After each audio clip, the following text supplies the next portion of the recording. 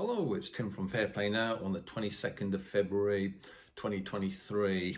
Got quite a lot to get through here today. I seem to have a lot to talk about, and so this video might go on for a bit longer than normal, but it's going to be worthwhile. And I thought for a bit of fun at the end, I'll do a little bit of a language translation class for you. Don't worry, it's not going to be like your boring language lessons at school. It's going to actually be quite amusing, so stick around for that. But before I come on to that, there's quite a few other things.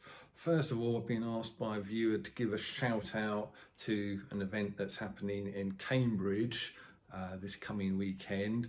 Of course, we were in Oxford last weekend, but it seems that Cambridge have got their own problems. Looks like they're trying to bring in some kind of congestion charge, basically charging you for driving your car into the city centre there. Of course, it's all part of this agenda to try and stop you moving around freely in your car, and so they're having a rally about it in the middle of Cambridge there this Sunday, the 26th of February, 1 p.m. at a place called Parker's Peace. I've actually been there. I cycled through that. It's kind of a bit of a park area, not too far from Cambridge Station, and it's right next to the National Express coach station, I think, as well. So pretty easy to get to. And there's going to be a rally there, some speeches. So if you can get there, if you want to get along to that, it's going to be well worthwhile. I won't be there personally myself. I've got quite a lot of weekends where I'm doing things, and this weekend is just going to be a much needed weekend off, to be honest with you. But yeah, if you want to get to that, I've been told it's going to be a good one. Speaking about these Oxford things, the Oxford thing last weekend, people might be thinking, well, what's the point of it? Well, I've just watched one of Mehar Tusi's latest videos. If you don't know him, he's a political commentator here on YouTube who's got quite a big channel these days, and he's well worth listening to sometimes. But he has got this video where he was saying that apparently the government, or Downing Street, is going to put a block on Sadiq Khan's ULEZ expansion scheme. Apparently they're going to try and stop it. They reckon they can stop it. And you have to ask yourself, why are they doing that? Could it just possibly be because they saw what happened in Oxford, they saw the numbers there, they saw the vibe, the pushback, and the government are starting to think, hang on a minute, maybe we should slow down on this sort of thing. Just a thought. Don't know what you think about that, but I'll leave a link to Mehar Tusi's video in the description box below here, so you can check it out for yourself and see what you think. Right, moving on from that, I saw one of Mark Devlin's latest videos. I think he just put it out yesterday, and really, really good. He was talking about Oxford. He's got his speech that he did there on his video. So if you haven't seen him speaking at Oxford yet, you can just look at it as part of his video. He was talking about many other things. He also mentioned this girl called Jasmine, who's like a 12-year-old girl who spoke at Oxford as well. And yeah, she gave a very, very good speech actually. And echoing what Mark was saying, it's really great to see someone as young as her who seems to get it and seems to know what it's about. And she is more awake and more aware of what's really going on in this world than many people kind of 5 times her age. So it's quite remarkable, really. So you'll see her speech in Mark Devlin's video as well. So well worth checking that out, and I'll also leave a link to Mark's video in the description box below, because again that's on this platform as well, so it's all going to be nice and easy to find. A bit of news here for you. There's a company called Centrica, otherwise known as British Gas. Well, I think Centrica is the parent company of British Gas. If you're from the States, that's gas as in natural gas, rather than gasoline.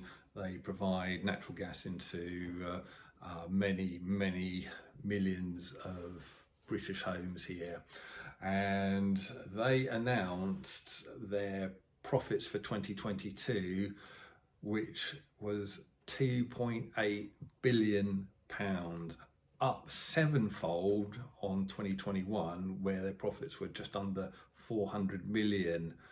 So that is just mind-boggling, isn't it?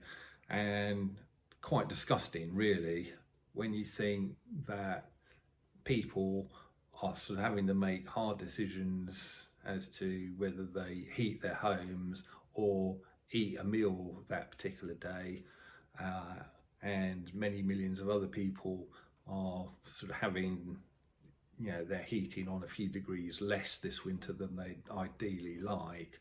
It really is disgusting when you hear that they've increased their profits sevenfold, and it really makes a lie of this whole war thing. Oh yeah, it's because of the Ukraine and the war there. We're all in it together. We're standing in solidarity with them. So if we've got to, you know, go short on a bit of gas this winter, to help out, that's all good. Well, it's kind of clearly a lie, because if they were really thinking like that, they would sort of say, well, look, you know, we're having to pay a lot more for our sort of wholesale gas prices, but we want to keep our profits the same. Or if they're really into it, really humanitarian, they'd even say something like, well, you know, it's going to be a temporary thing anyway, and in the short term we're happy to accept half the profits we normally make, but let's give them the benefit of the doubt, and let's say, you know, we'd like to make the same profit as we did in 2021, and therefore we're only going to put your prices up to maintain that level of profitability, even though we're paying quite a bit more for our wholesale gas prices. Well, if they're genuine, that's kind of what they'd say, and they wouldn't be announcing a vast sevenfold increase in their profits, would they? So yeah, you know, just shows you how corrupt these powers that shouldn't be really are. And yeah, I just thought that was absolutely disgusting. So I'm going to go on to this fun little translation thing, I suppose you could call it. There's a lot of terms that are bandied around, isn't there, that the powers that shouldn't be love to use, the mainstream media love to use, and I just think a lot of these phrases are either incorrect now, or they're losing their power. They just don't mean anything anymore, and it's just ridiculous. So I thought I'd just go through and basically correct things a little bit. So slightly tongue-in-cheek this, but the point's there as well. So let's start off with a very common one that the press, the mainstream media, etc. love to use. They like to call people far right, don't they? Well, we all know what the far right really is, and I've got no truck with them at all myself, of course, but the way it's talked about these days, it basically means anyone who's not far left is far right. So even if you're sort of a moderate lefty, according to these people, you're far right. So the power of that phrase it has just been totally eroded to the point where it means absolutely nothing. And I think, yeah, and this goes for all of these other things I'm going to come on to.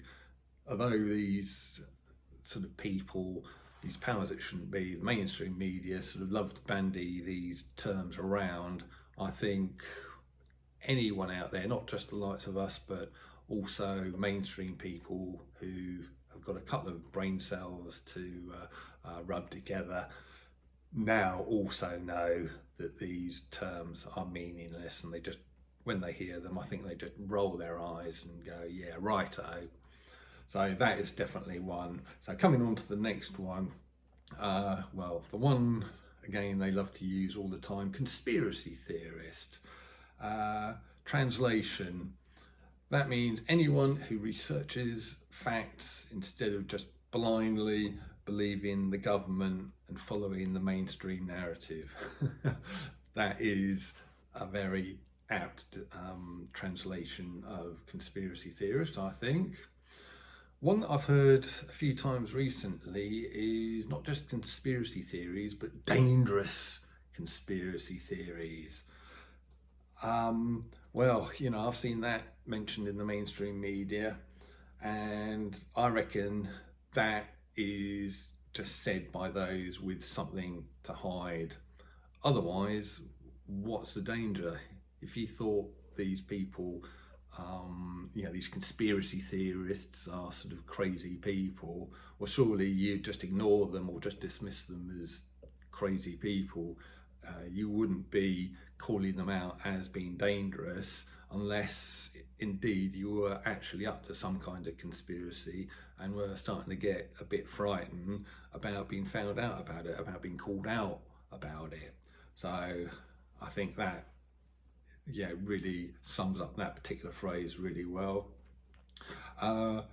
Now we got yet another one they love to sort of throw around willy-nilly here, there and everywhere, and that is the anti-V word. I won't say the full word, but you know what I'm saying, anti-V.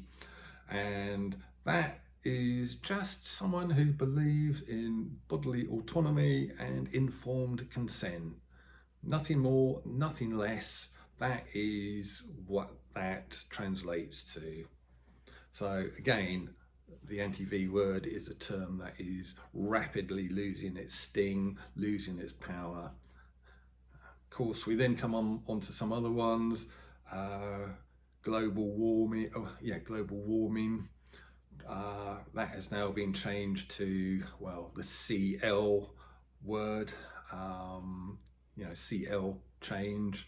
You know what I'm talking about. Again, I won't say the whole thing to, you know, for fear of triggering algorithms, but all I'd ask you is to ask yourself the question, why the name change? Why did it go from global warming to the CL change thing? Could it just possibly be that they realized the world wasn't actually warming up? Yeah, I think the clue is in the name change, don't you? And then there's a few fun ones which come from the People's Lawyer, David Edelman, who I think put these out, which I thought were quite good. And public-private partnership, you may have heard that term in the mainstream. Translation, global fascism. That is literally how Mussolini himself defined fascism. It's just literally a marriage between big state and big business. That is what he said. So yeah, a very apt translation there. Another translation, smart city equals prison. Another translation, mainstream media, that translates into government propaganda department. Mainstream society translates into the Matrix. Leader, well, that translates now into globalist puppet. And philanthropist, that translates these days into eugenicist, I reckon. So you hear about people like Jill Bates. Well, he likes to call himself a philanthropist, and we know that a more accurate description of him would be eugenicist, or maybe just a plain psychopath, perhaps. Well, no perhaps about it, really, I don't think. And circling back to the speeches in Oxford, I mentioned the girl Jasmine who spoke at that place, and at that event, should I say. Now, you know how I like to call the government and the philanthropists and all of the rest of them the powers that shouldn't be. Well, she came out with a much shorter, a much sort of easier to say, rolls off the tongue a lot more easily. She just calls them the greedy people, which I thought was fantastic. She really has got the measure of them, hasn't she?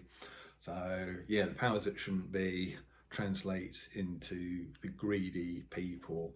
Couldn't sum it up much better than myself, I don't think.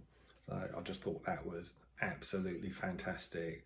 So yeah, there was a few translations there for you. I'm sure you can probably think of many more. If you can, leave them in the comment section below. It will be good to read those out.